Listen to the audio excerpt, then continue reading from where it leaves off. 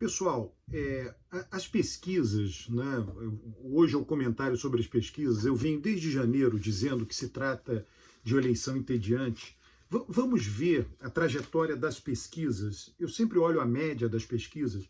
Vamos ver a trajetória das pesquisas desde junho, mais ou menos, do ano passado. Vou falar aqui de cabeça, não vou mostrar nenhum número, não precisa. Basta você. Eu tenho esse dado, vira e mexe eu publico na minha conta de Twitter, vira e mexe eu mando no grupo O Bastidor da Política. Vou colocar aqui no comentário desse vídeo, tá? Na descrição desse vídeo, enfim, um link do grupo Bastidor da Política. São vários grupos de WhatsApp, um grupo de Telegram. Se você quiser acompanhar, praticamente todo dia eu mando algum tipo de análise. Então, vira e mexe eu publico um textinho lá, né? E eu publico esse daí com o resultado da média das pesquisas, né? A média, né, das pesquisas que são públicas, obviamente. Então, o que aconteceu? Em março de 2021, o Fachin anulou todos os processos de Lula. Então, o eleitorado passou a ter notícia que Lula seria candidato. Isso aí foi março, abril, maio, né, um processo lento. Quando chega em junho, Lula passa a liderar. Né, e liderar lá no alto, 40, uma coisa desse tipo, mais ou menos o que ele tem aí. E ele vem se mantendo nesse patamar desde então. Bolsonaro ficou em segundo lugar e ele piorou, foi piorando de junho, né, quando Lula chegou nesse ponto mais alto, ele foi piorando de junho até mais ou menos dezembro, novembro, dezembro, por ali. E novembro, dezembro, teve o lançamento da candidatura de Moro, a pré-candidatura de Moro, e aí Bolsonaro perdeu alguns votos para ele. E acaba, né, a pandemia, né, já no ano passado nós vimos os estádios lotados, o Atlético Mineiro foi campeão brasileiro e, né, eu acho que, bom, eu não sou atleticano, né, mas todo mundo que acompanhou o campeonato se lembra, né, o estádio lotado, a torcida do Atlético comparecendo, né, o jogo lá que ele foi campeão, né, e todo mundo sem máscara, mas aquilo não era disseminado pela sociedade, tá? Várias atividades que exigem aglomeração não tinham ainda voltado. E essas atividades voltaram. Olha, o carnaval foi cancelado, né? Fevereiro iria haver carnaval, ele foi jogado para abril, né? Pelo menos o desfile das escolas de samba. O carnaval foi cancelado no Brasil inteiro. Então, a partir dali, abril, né? Bolsonaro passou esse pior momento dele em novembro, dezembro, e ele começou a se recuperar durante esse ano, né? E a atividade econômica vem se recuperando, né? A geração de empregos, né? A inflação muito alta, inflação de alimento muito alta. Agora, na minha visão, né, aí depende de cada um, né, uma eleição entediante, né, do ponto de vista da opinião pública, não significa uma eleição que tudo esteja congelado, parado, não é isso, né? Eu acho que aí, né, cumpre, né, talvez eu não tenha qualificado desde que eu falo, desde que em janeiro eu caracterizei dessa forma, o que seria uma eleição entediante, né? Você tem um primeiro colocado lá, firme e forte, né, que pode variar um pouco mais, um pouco menos.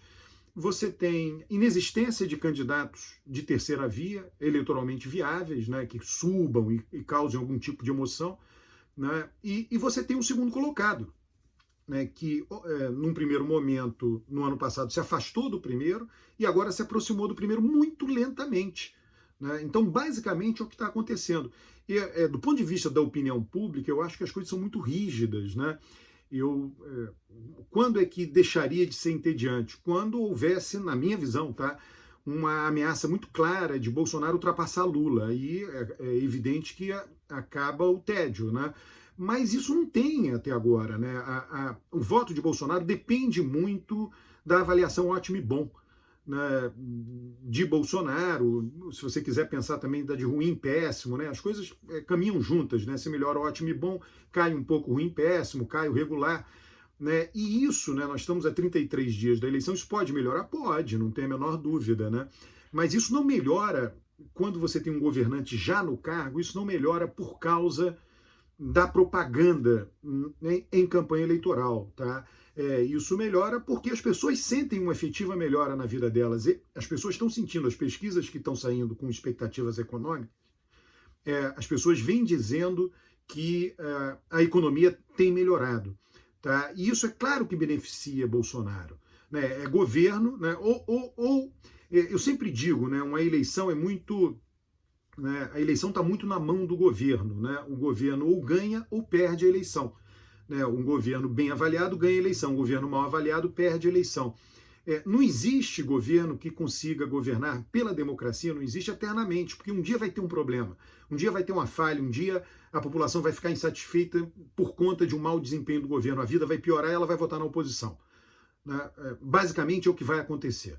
Né? Isso em qualquer lugar do mundo. Alguém só se mantém no poder por muito tempo se não tiver democracia. Se você não tiver eleições livres, se eleições forem fraudadas, essa pessoa, esse presidente, sei lá, a Rússia, né, disputa a eleição, dá um resultado na urna, mas eles conseguem fraudar e o resultado é alterado, né, reprimindo a oposição, enfim. Mas você não consegue, nenhum governo consegue ter sucesso permanente na melhoria de vida das pessoas. Né? Em algum momento vem uma crise, se abate uma crise, alguém comete um erro, um governante comete um erro.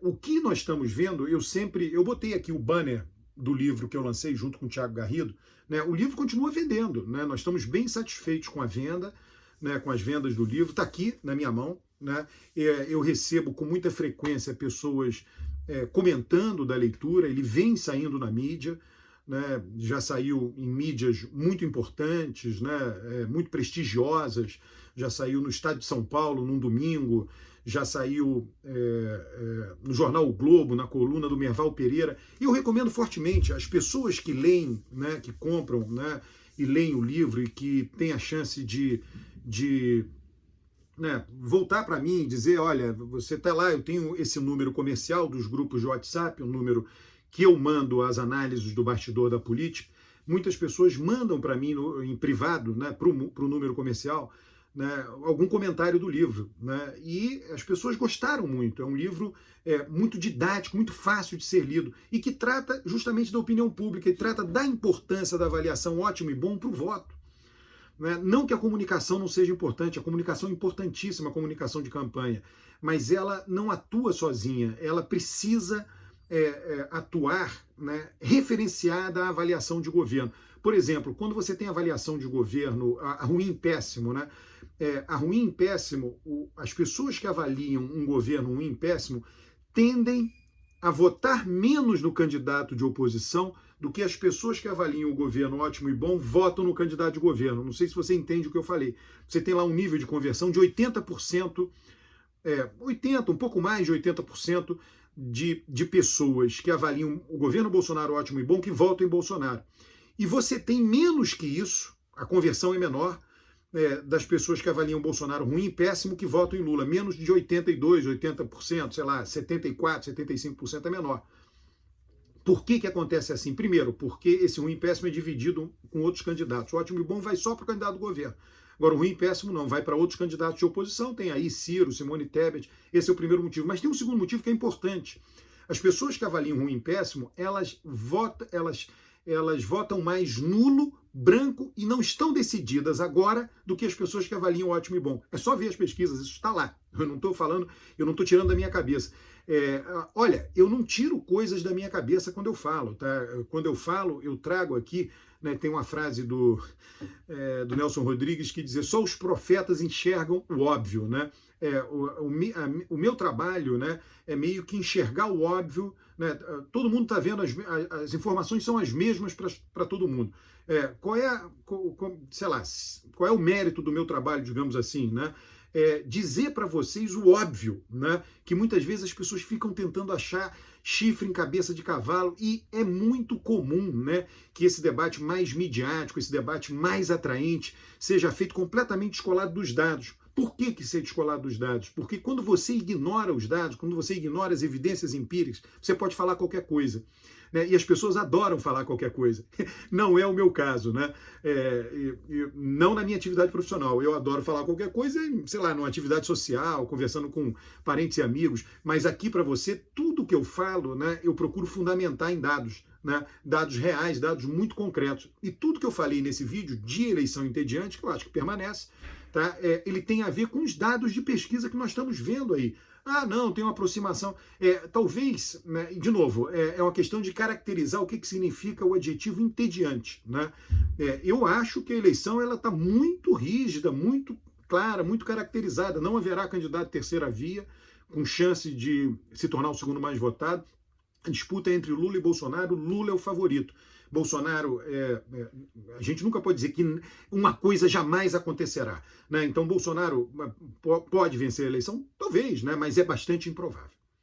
Um grande abraço, inscreva-se no canal, comente os vídeos, traga mais gente para esse canal de YouTube.